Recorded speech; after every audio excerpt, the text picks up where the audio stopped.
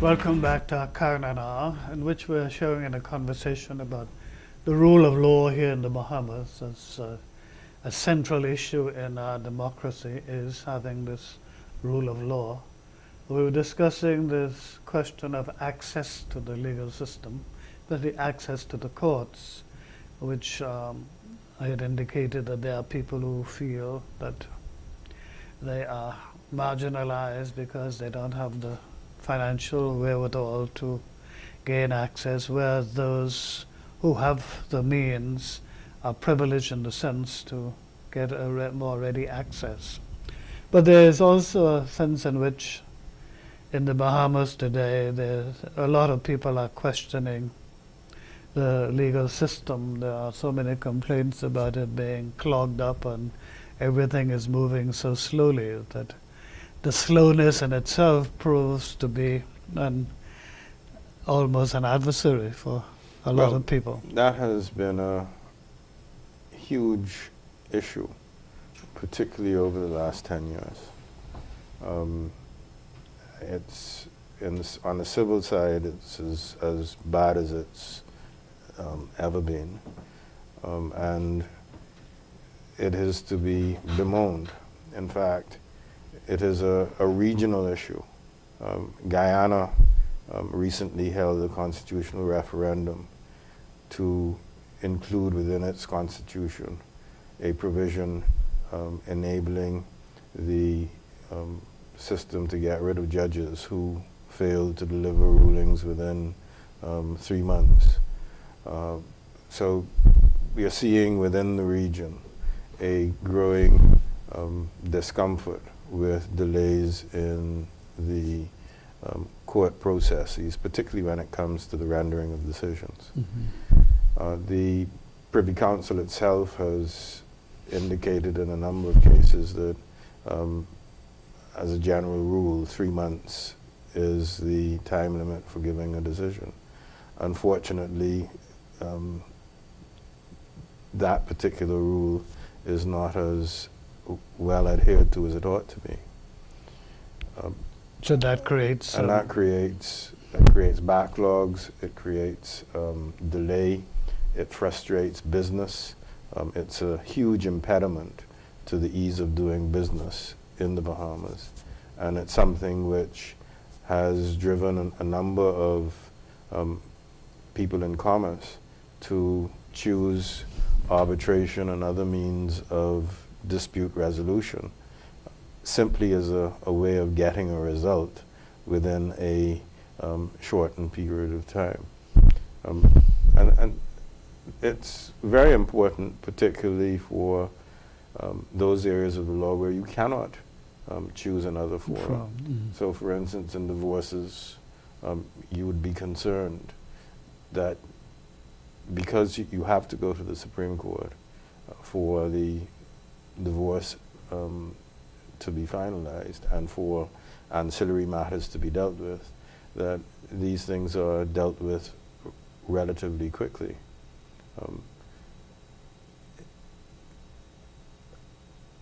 We have recently had a committee which I had the pleasure of serving on with the former Chief Justice to review and revamp the rules of the civil rules in the Supreme Court. And we did quite a bit of work to bring our law into line with modern developments in the Commonwealth.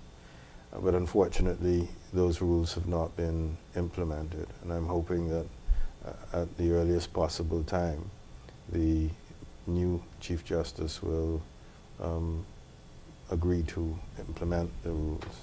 And that will require major adjustments in the Supreme Court registry and the training of staff, which is needed if we are going to propel ourselves in the commercial sphere, where business people are looking at the adjudication of disputes as a factor of consideration for whether they do business in the Bahamas or elsewhere. So these are real issues affecting employment and and business that we just simply ought not to ignore. The other main issue is the issue of legal aid, which has been promised by both major political parties since the late 80s, and which has not really materialized. While that's been going on, within the Commonwealth, there have been moves towards having contingency fee systems formalized and recognized as a legitimate means of granting access to justice and balancing the rights of lawyers to be paid for their work based on what the agreement provided for within a statutory framework. I was a little surprised the other day. I got an email from someone in Canada. There's a company that invites people to invest, and the sole purpose of the company is to pursue litigation. So you can actually fund someone's litigation through this company, and you get a share in the proceeds. The proceeds. So a lot of things are happening within the Commonwealth to address this issue of access to justice. In Turks and Caicos, there was a Court of Appeal decision which took the view that in the Turks and Caicos, and one might argue within the Commonwealth, the rules of champerty and maintenance which outlawed contingency fees and arrangements is no longer a valid public policy. So there are different means by which the state can provide access to justice, some of which are more expensive than others. And largely this recognition of the contingency fee arrangement as legitimate has been a response to the severe burden of legal aid systems, because the state ends up having to pay to ensure that the legal aid system works.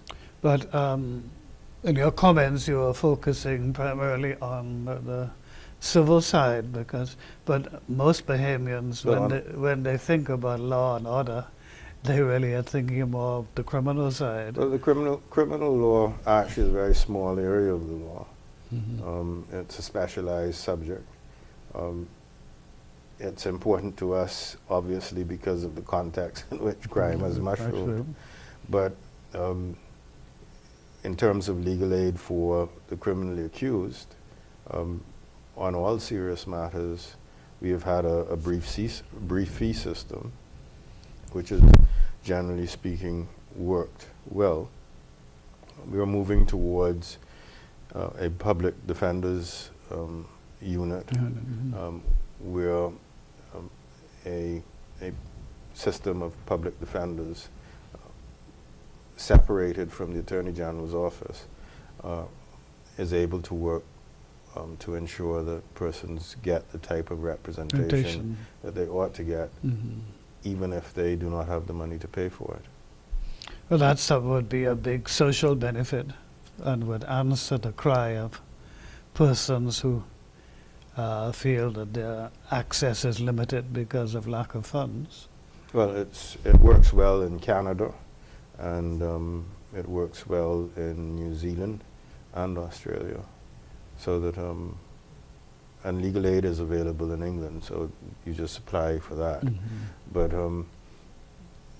it is something that we believe is important, not only for the criminally accused, but for the system to work as smoothly as it ought to. But in posing the distinction between the civil and the criminal, I wanted you to further address the importance of a good legal system for the civil side, because I think a lot of people do not appreciate the importance of that for commerce and for Well, the economy generally. on the civil side, it's actually far more impactful on the lives of people because, believe it or not, the vast minority of cases are criminal cases. In most instances, going to work may involve a dispute. So employment issues are important to people.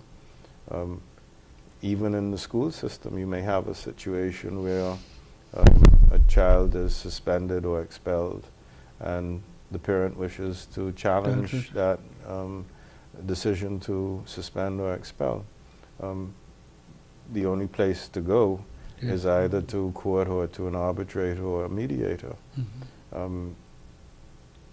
So it is important that we have in the legal system functioning tribunals and courts which provide the level and quality of service that ensures that people respect not only the personnel who render those services, but the justice that is meted out by them for the benefit of the community. And for businesses, even investors, the foreign investors, they would be very interested in the legal system in terms Well, they of ought to be, what because is available, and is the system working, or is it fair? That would, to a large extent, influence their decision to invest. To invest here or to go somewhere else where the system works. But to what extent do you believe that what we offer at present doesn't seem to be a barrier to people, because there are new investments coming? Well, we are not where we ought to be. Luckily for us, we are not as bad as other persons or other countries that we are competing with. So that's a significant factor for us. But the more we respond adequately to the needs of the judicial system, providing the resources for the courts to function properly, the better our profile is internationally, because we are then recognized as a place where it is actually better to do business. And we, as an administration, have taken the bull by the horn, so to speak, with respect to providing resources to the Supreme Court in particular. And no administration in the history of the country has provided as much resources as we have in the last 2.5 years in outfitting more courts and ensuring that we have more judges appointed. And by the end of this month, 2 new judges will be sworn in, and we'll have 10 criminal courts fully functional. We have an acting justice on the civil side, Mr. Dunkley, assisting with the commercial matters in particular. And so the court ought to be in a position to do far better than it has been doing, because it has the resources which it needs. And the Chief Justice determines the number of judges for criminal side and the civil side? He is in charge of the courts. He determines who works where and who hears what. What's the ratio now in terms of the judges sitting? Well, you'll have 10 on the criminal side, and I think 4 on the civil side. It's my view that we probably could have parity, 10 on each side. There is a significant civil backlog, which, believe it or not, is very, very bad. But then that question is resources to. Well, the resources is always an issue, but the other issue is, can we afford not to be fully functional Exactly. on the civil side? And the answer is no. We need the registry to be properly functional, and it is hoped that with the new premises that the court has just moved into, that the registry will be modernized and we move to the 21st century with making sure that files become electronic files and we move away from paper. Mm-hmm. These are things which have happened elsewhere, and if we wish to compete with North America, we need to get with the program, so to speak, and move into the 21st century. That is making greater use of the modern technology. In which case your storage needs are reduced, and the speed with which you're able to access data is improved. Good. Well, at this point, we must take our second break for the evening.